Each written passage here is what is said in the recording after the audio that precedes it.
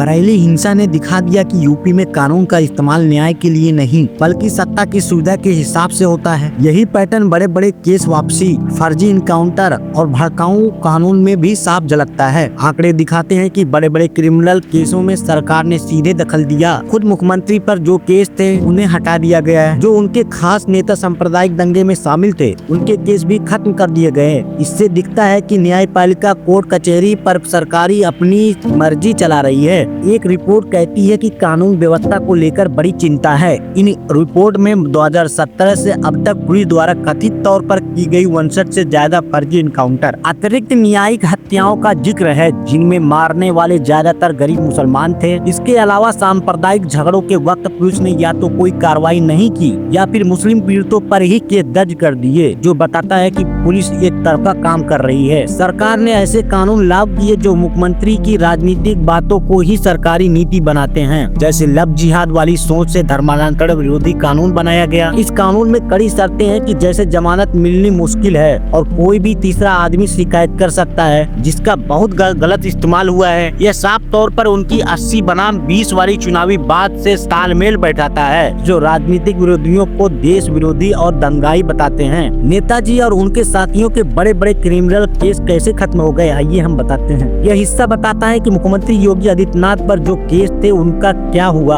और कैसे सांप्रदायिक हिंसा से जुड़ी उनके खास राजनीतिक सहयोगियों के गंभीर मामलों को खत्म करने के लिए सरकारी शक्तियों का इस्तेमाल किया गया। मुख्यमंत्री पर केस थे और क्या हुआ। मुख्यमंत्री योगी आदित्यनाथ के चुनावी फॉर्म हलफनामा में देखें तो 2014 के हलफनामे में उन पर 3 क्रिमिनल केस थे, जबकि 2017 के हलफनामे में 4 केस लंबित थे। लेकिन गोरखपुर शहरी सीट के दिए गए उनके हाल के हलफनामे के हिसाब से उनके खिलाफ कोई भी आपराधिक मामला लंबित नहीं है। यह बदलाव इसलिए आया क्योंकि सरकार ने सरकारी आदेशों का इस्तेमाल करके अपने निजी केस वापस ले लिए। 2017 में योगी आदित्यनाथ सरकार ने 1995 में पीपीगंज पुलिस स्टेशन में उन पर एक मामले को वापस लेने का आदेश जारी किया गया। इसके अलावा 2019 में उन पर चल रहे एक 20 साल पुराने हत्या के केस, सुन रहे हो ना, हत्या के केस को भी एक स्पेशल कोर्ट ने खारिज कर दिया था। यह साफ दिखाता है कि एक राजनीतिक रणनीति के तहत राज्य के सबसे बड़े नेता अपने सारे क्रिमिनल रिकॉर्ड को साफ करने के लिए सरकारी ताकत का इस्तेमाल किया जा रहा है।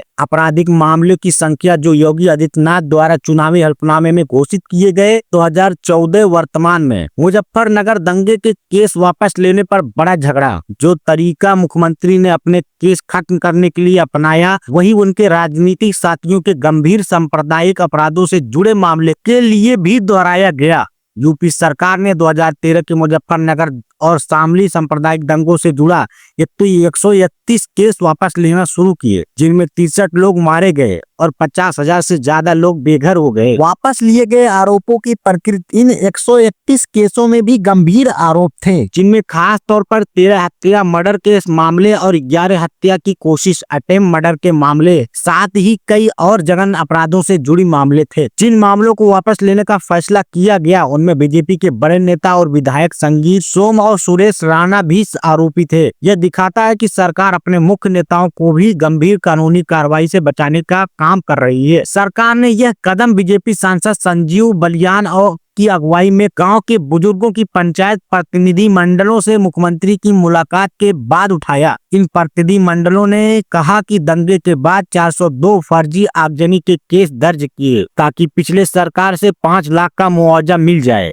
मुख्यमंत्री ने कानूनी राय के बाद कार्रवाई का आश्वासन दिया। हालांकि एमआईएम प्रमुख असदुद्दीन ओवैसी ने इस फैसले को हिंदू को तुष्टीकरण और दंगा पीड़ितों के साथ क्रूर मजाक कहा। सुप्रीम कोर्ट को एक रिपोर्ट में बताया गया कि यूपी सरकार ने 77 मुजफ्फरनगर दंगे मामलों को कोई ठोस वजह बताए बिना वापस ले लिया था। एक पुलिस शहीद के पिता ने सुप्रीम कोर्ट में इस फैसले को चुनौती दी थी। हालांकि एक लोकल कोर्ट में 2021 में 12 बीजेपी नेताओं के खिलाफ हिंसा भड़काने का एक केस वापस लेने की इजाजत दे दी थी। मुख्यमंत्री की अपने केस और बड़े सांप्रदायिक दंगे के केस वापस लेने की यह कहानी साफ दिखाती है कि सरकारी कानूनी न्याय पर राजनीतिक फायदे और अपने समूह के प्रति वफादारी को ज्यादा तवज्जो देती है। इस रवैये से दंगे के पीड़ितों को न्याय मिलना बहुत मुश्किल हो जाता है। एक रिपोर्ट में यह भी कहा गया कि पुलिस ने हिंसा भड़काने वाले सत्तारूढ़ बीजेपी नेताओं पर कार्रवाई करने के बजाय मुस्लिम पीड़ितों पर ही केस दर्ज कर दिए गए। मुख्यमंत्री ने सार्वजनिक रूप से कहा कि तोड़फोड़ या आगजनी के नाम पर गुंडागर्दी बर्दाश्त नहीं की जाएगी, लेकिन सांप्रदायिक हिंसा के दौरान अल्पसंख्यक के प्रति पुलिस के कथित निष्क्रियता बताती है कि पुलिस कब एक्शन लेगी और कब चुप्पी रहेगी, यह भी राजनीतिक तौर पर तय होता है। अब आते हैं इनकाउंटर की कहानी पर। पुलिस का भेदभाव और कानून का टूटना। पुलिस का जवाबदेही पर सबसे गंभीर आरोपों में एक फर्जी इनकाउंटर, अतिरिक्त न्यायिक हत्याएं हैं। संयुक्त राष्ट्र के मानवाधिकार विशेषज्ञों ने चिंता जताई कि मार्च 2017 के बाद यूपी में पुलिस ने कम से कम 59 लोगों को एक्स्ट्रा जुडिशियल किलिंग में मारा। पीड़ितों की जनसंख्या और यातना की चिंताएं।